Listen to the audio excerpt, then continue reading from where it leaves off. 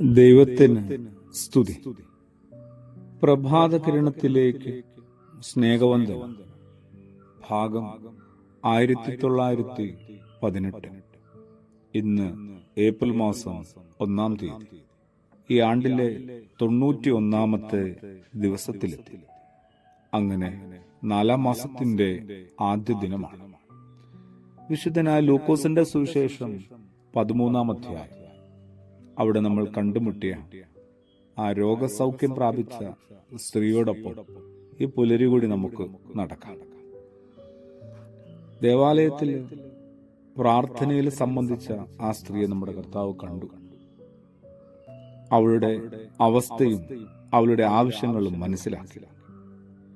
എന്റെ നിങ്ങളുടെയും നോട്ടം ഒരുപക്ഷെ എല്ലായിടത്തും എത്തുന്നു പോലുമില്ല. എത്തേണ്ടവരിൽ എത്തുന്നുണ്ടോ എന്നുള്ളതാണ്. നമ്മൾ പലതിലേക്ക് നോക്കുന്നു, പലതും നമ്മൾ കാണുന്നുണ്ട്. എത്തേണ്ടത്, കിട്ടേണ്ടത്, കാണേണ്ടത്, അറിയേണ്ടത്, അങ്ങനെ നമ്മളുടെ കാഴ്ചയെ ഒന്നുകൂടി ഒന്ന് നേരെയാക്കാനായിട്ട്, ശുദ്ധീകരിക്കാനായിട്ട്, കുറെ കൂടി പ്രകാശമുള്ളതാക്കാനായിട്ട് ഒരു ശ്രമം ആവശ്യമാണ്. അവളെ കണ്ടു, അവളെ അടുക്കൽ വിളിക്കുകയാണ്. രോഗാവസ്ഥയും അവളുടെ ബന്ധനാവസ്ഥയും അറിയുന്ന യേശു അവളെ സൗഖ്യം നൽകാനായിട്ട് അടുത്തേക്ക് വിളിക്കുകയാണ്. ഭാരത്തോടും രോഗത്തോടും കൂടി കർത്താവിന്റെ അടുക്കിലേക്ക് എത്തുന്ന ഏതൊരാളെയും അവിടുന്ന് കാണുന്നുണ്ട്, അരികിലേക്ക് വിളിക്കുന്നുണ്ട്. ആരാധനയുടെ ഒരു സൗഭാഗ്യം അത് തന്നെയാണ്. കർത്താവ് നമുക്ക് കുറെ കൂടി സമീപസ്ഥനാവും. ഒരു വാക്കുകൊണ്ട് സൗഖ്യപ്പെടുത്താമായിരുന്നു, എന്നാൽ അതിനു മുതിരാതെ അവളെ അടുത്ത് വിളിച്ചു, അവളുടെ മേലെ കൈവച്ച് അനുഗ്രഹിച്ചു.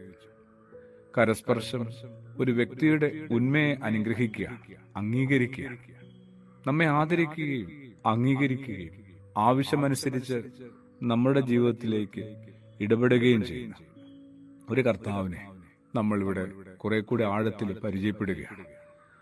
അവനിലൂടെ നമുക്ക് ലഭിക്കുന്നൊരു സ്വസ്ഥതയും സമാധാനവും.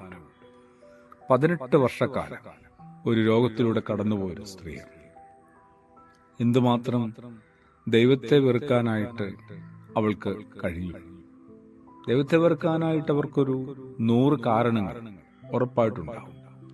എന്നാൽ അതിന് മുതിരാതെ പ്രത്യാശയിൽ പ്രകാശം നിറഞ്ഞൊരു മനസ്സുമായിട്ട് അതേ ശാരീരിക വൈകല്യ അവസ്ഥയോടുകൂടി ദേവാലയത്തിൽ പതിവായിട്ട് വന്നുകൊണ്ടിരുന്നു എന്ന് പറയുമ്പോൾ ആ സ്ത്രീ എത്ര വലിയ സ്ഥാനത്താണ്. വെറുതെയാണോ അവരെ ക്രിസ്തു കണ്ടതും അടുക്ക വിളിച്ചതും അനുഗ്രഹിച്ചതുമൊക്കെ? അതോടുകൂടി അവിടുത്തെ മത നേതൃത്വം ശരിക്കും കപട ഭക്തരാണെന്ന് അവർ തന്നെ ബോധ്യപ്പെടുത്തുകയാണ്. അവര് ശാബത്ത് ദിവസം നൽകിയ ഈ സൗഖ്യത്തെ വിമർശിക്കുകയാണ്. അതോടുകൂടി യേശു അവർക്കെതിരെ സംസാരിക്കുകയാണ്.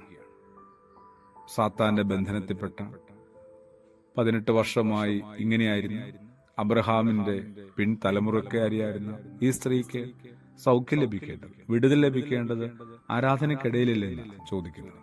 അപ്പോൾ ആരാധന ശരിക്കും പറഞ്ഞാൽ ആത്മീയവും ഭൗതികവുമായ ഒരു കാര്യമാണ്. ആശ്വാസത്തിന്റെ, ഒരു സമാധാനത്തിന്റെ, ഒരു വിടുതലിന്റെ ഒക്കെ ഒരു അവസ്ഥ കൂടിയാണ്. അങ്ങനെ ആകണം നമ്മുടെ ആരാധനയും പ്രാർത്ഥനയും. ആമേൻ.